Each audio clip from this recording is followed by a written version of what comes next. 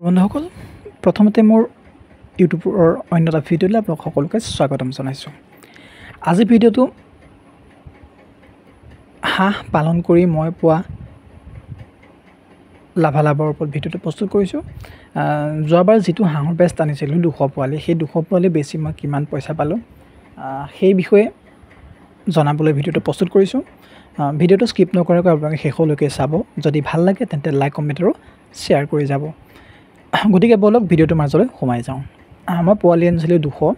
সেই 200 পোৱালিৰ ভিতৰত মোৰ পোৱালি প্ৰায় 10টামান পোৱালি মৰিছিল, কাৰণ এইবাৰ গৰমটো বহুত বেছি আছিল। মোৰ 10টা পোৱালি মৰিছিল। পোৱালি আছিল 190টা।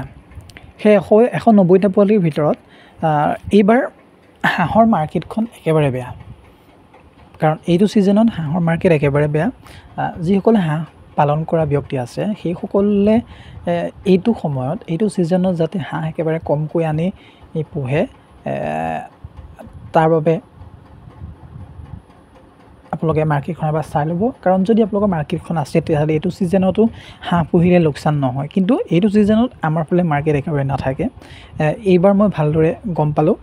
পাছৰবাৰৰ পৰা মোৰ এইটো ভুল মোৰ ফাৰ্মত আৰু কেতিয়াও নহয়। এইবাৰ মই অলপ ভুল কৰিলোঁ, কাৰণ এইটো ছিজনত মই হাঁহ পোৱালি বেছিকৈ আনিলোঁ। 200 পোৱালি মই আনিব নালাগিছিল, 50টা বা 100টা পোৱালি আনিব লাগিছিল।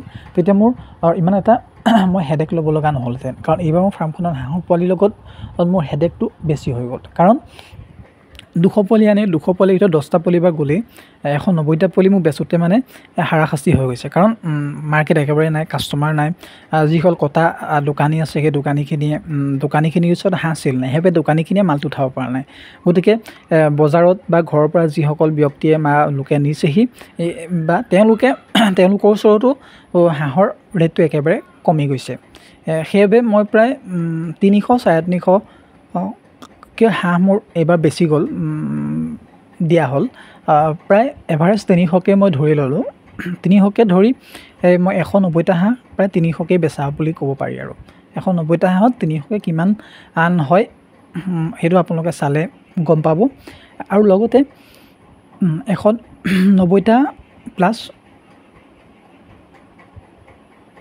আৰু তেওঁলোকৰ দানা পানী সেইবোৰ খৰচ আছে। গতিকে এইবাৰ 200 হাঁহ পালন কৰি মই বেছি এটা লাভ অৰ্জন কৰিবলৈ সক্ষম নহ'লোঁ। গতিকে যিসকলে হাঁহ পালন কৰে তেওঁলোকে ছিজন চাই ফাৰ্মত হাঁহ ভৰাব, তেতিয়া তেওঁলোকৰ অসুবিধাখিনিৰ সন্মুখীন নহয়। এইবাৰ মই যিখিনি অসুবিধাৰ সন্মুখীন হ'লোঁ, হয়তো বহুত হাঁহ পালন কৰা ব্যক্তি এইটো সমস্যাত এইবাৰ পৰিছে, কাৰণ বজাৰত হাঁহৰ মূল্য একেবাৰে নাই। একেবাৰে পানীৰ ৰেটত হাঁহ দিব লগা হৈ গৈছে। গতিকে মোৰ এইবাৰ ইমান লাভালাভ নাথাকিলে। তথাপিও একেবাৰে লোকচানৰ ঘৰতো নাই, কিন্তু আগতে যেনেকৈ লাভ হয় হাঁহ পালন কৰি, এইবাৰ সেইটো লাভ মই নাপালোঁ। তথাপিও মই হতাশাত পৰা নাই বাৰু। তথাপিও এইবাৰ হাঁহৰ পোৱালি আনিবলৈ প্ৰস্তুতি আৰম্ভ কৰিলে। হাঁহৰ পোৱালি 2 দিনতে আহিব। গতিকে মোৰ চেনেলটো আপোনালোকে নতুনকৈ আহিছে যদি ছাবস্ক্ৰাইব কৰি থৈ যাব, কাৰণ অলপ দিনৰ পাছতে সৰু হাঁহ পোৱালি বেটছ আনি মই তাহাঁতক কেনেদৰে পালন কৰোঁ তাৰ বিষয়ে ভিডিঅ' সোনকালে আপলোড হ'ব। গতিকে আপোনালোকে চাব পাৰিব, নজনা কথা 2-এটা জানিব পাৰিব। আৰু যদি আপোনালোকেও জানে মেছেজ কৰি বা কমেণ্ট বক্সত আপোনালোকে জনাব পাৰিব। মোৰ কিবা ভুল দেখিলে ক'ব, তেতিয়া মই সেই ভুলখিনি শুধৰাবলৈ চেষ্টা কৰিম। কাৰণ আমিও জাষ্ট আৰম্ভহে কৰিছোঁ, আমি ইমান নাজানো। গতিকে আপোনালোকে যিসকলে জানে কমেণ্ট কৰি জনাব। যদি কিবা ভুল হৈ আছে সেইবোৰ শুধৰাবলৈ চেষ্টা কৰিম। গতিকে আপোনালোকে চেনেলটো ছাবস্ক্ৰাইব কৰি ল'ব। লগতে মোৰ ভিডিঅ'খিনি ভাল লাগিলে লাইক কমেণ্ট আৰু শ্বেয়াৰ কৰি যাব।